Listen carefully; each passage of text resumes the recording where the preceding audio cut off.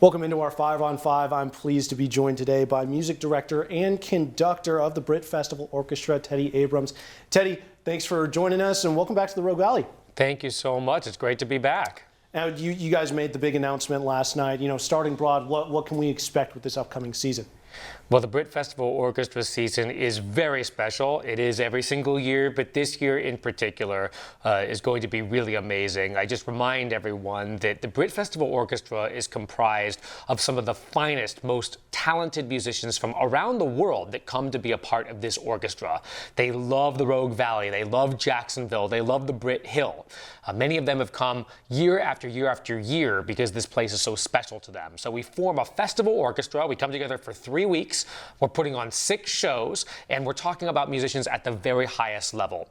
And on top of that, then, we bring in soloists who are world famous. They are on tour playing with the greatest orchestras in all the major cities, and they come right here to Britt to make music for all of you. So this is a world-class event every single year, and we're so lucky to get to be a part of this community because we love it dearly. And the programs this year reflect all the capabilities of our musicians. There's a huge range of repertoire from some of the great pieces of the past, things like Beethoven's Fifth Symphony, Strauss's Also sprach Zarathustra, the piece that's at the beginning of 2001: A Space Odyssey. Big famous pieces like that to pieces that were just composed literally kind of yesterday. There are world premieres and pieces by many of the most talented and interesting living composers. So there's a tremendous range of music that you will experience this year at Britt. That sounds incredible. And you personally, what are you most excited about?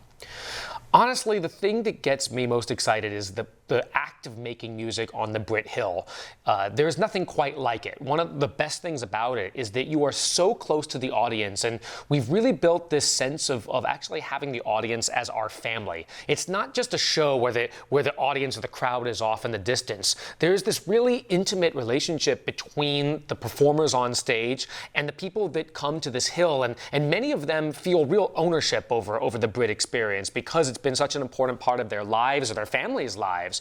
And so having this relationship between the musicians and the people for whom we are playing is very, very special. And it's not something that just develops anywhere or everywhere. And so every time we present a concert, it's like we're playing to people that we consider our family. And it's one of the things that really sets apart the Britt Festival Orchestra from just the everyday work that most of us do. Even at our wonderful home orchestras, that festival environment is so supercharged and so connected that it makes it feel like we're really playing every single note for these human beings. We're not just playing for ourselves. We're making music for people that we consider our family and our friends.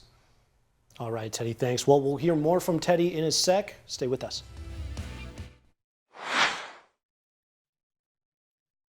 Welcome back to our 5 on 5. Again, I'm joined by music director and conductor of the Britt Festival Orchestra, Teddy Abrams. Teddy, 10 years in the Rogue Valley, huge milestone. When you look back over your time here, what are you most proud of? I'm proud of so much that has taken place at Britt, obviously.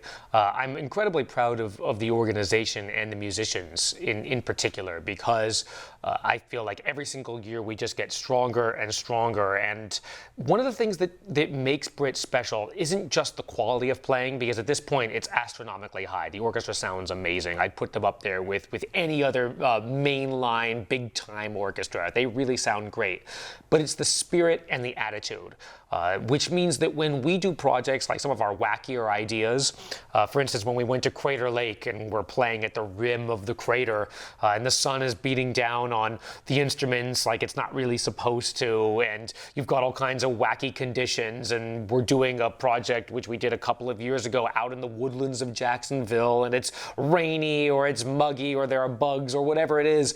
The musicians are so enthusiastic about this kind of music making and being open to experimentation and trying new things that the experience ultimately is totally positive. And I've never really seen that. That's really rare in our world. It just doesn't happen in the so-called kind of classical music world where people are that just genuinely positive and enthusiastic about kind of abandoning all the expectations of what we think is normal in this context and just saying, we're here to make music, we're here to achieve a certain vision.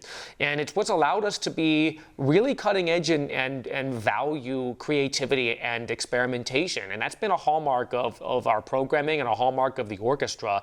And I think if you come to see the Britt Orchestra, it will change your idea about what an orchestra can be. Because still there are a lot of people that are stuck with a stereotype that an orchestra plays old music, it's rooted in just a kind of experience that isn't for everyone. A lot of people feel like that's not for me. That's not the kind of music or the kind of listening experience that I want. But if you come to Britt and you see that absolute enthusiasm, that abandon, that passion for making music, it will inspire anybody that attends. I believe that so firmly, and it's one of the things that as I said, I'm most proud of at this institution, that we have espoused those values.